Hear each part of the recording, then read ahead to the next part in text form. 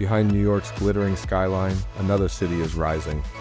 Not one made of glass and steel, but of wheels and desperation.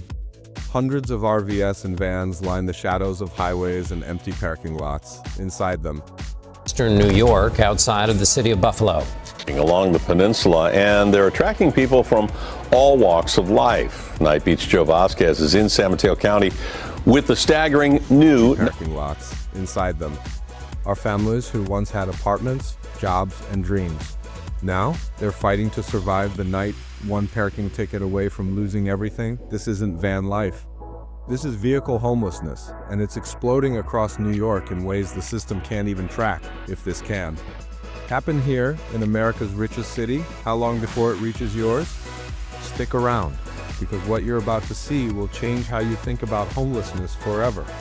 Let's get something straight. Vehicle homelessness is not van life. Van life is the influencer dream, solar panels, laptops, sunsets in Joshua Tree. Vehicle homelessness, it's Maria, a 52-year-old health aide sleeping in her 2009 Honda Pilot because her rent jumped $800 in 1 year. It's keeping insulin cold in a $30 cooler. Showering at Planet Fitness before a double shift. It's moving your car every 72 hours so you don't get towed, because losing your vehicle means losing the last roof you have. New York doesn't count these people. No official numbers, no safe parking programs. But take a walk through Long Island City after midnight, or the forgotten edges of Staten Island, and you'll see it. Dozens of vans and old R-vees tucked between warehouses and loading docks. These are the invisible homeless, not intense. Not under bridges in cars. Here's how this spiral starts. The median rent in New York City, $3,500 a month. To afford that, you need to make $140,000 a year. But the actual median income? Barely $76,000. Do the math, a used RV costs $15,000 once. A studio costs $42,000 a year. For thousands of working New Yorkers, that RV isn't a lifestyle. It's financial triage. And when rent eats your paycheck, the next thing to vanish isn't your furniture. It's the legal place to park. People rotate between lots every 72 hours. Parking tickets pile up, cars get towed, and when that happens, everything they own, from clothes to medication, gone before sunrise. Sandra parks her minivan outside a Starbucks so her kids can use Wi-Fi for homework. Then she drives to a Walmart parking lot to sleep. Every 3 days, she moves again to avoid a ticket. Last month, she couldn't pay $400 to get her van back after it was towed. It was sold at auction, with everything she owned inside. Now she's in a family shelter, starting from Zero. James, a veteran, lives in a 16-year-old RV. Every RV park rejects him because it's too old. He's racked up 11 parking tickets this year.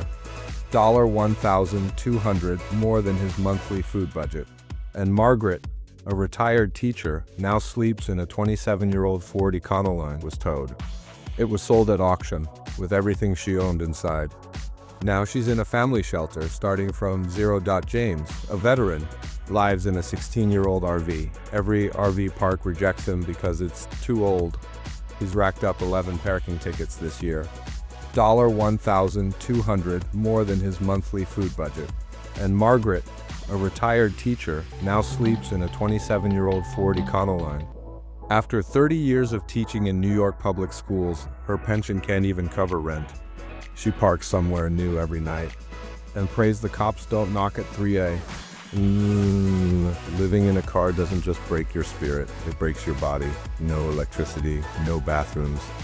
No way to stay warm without risking carbon monoxide poisoning. People get sick from exhaustion, infections, diabetes complications. Robert, a diabetic electrician, lost $300 worth of insulin because his cooler failed. He's been hospitalized twice, not from bad choices, but because the system failed him. And every winter, some don't wake up. They freeze to death in the same city that never sleeps. But here's the thing, it doesn't have to be this way. Cities like Seattle, San Diego, and Albuquerque already solved this problem. They created safe parking programs, legal spots with bathrooms, lighting, and caseworkers. The results?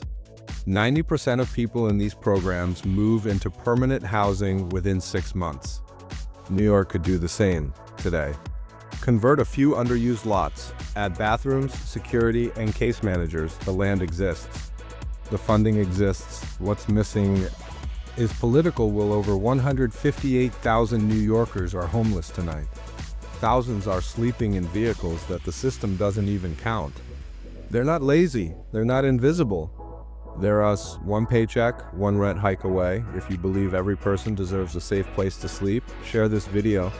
The more people know, the harder it becomes to ignore. And don't forget, subscribe for more real stories that expose what's happening right here in America's backyard. Together, awareness can be the bridge back home.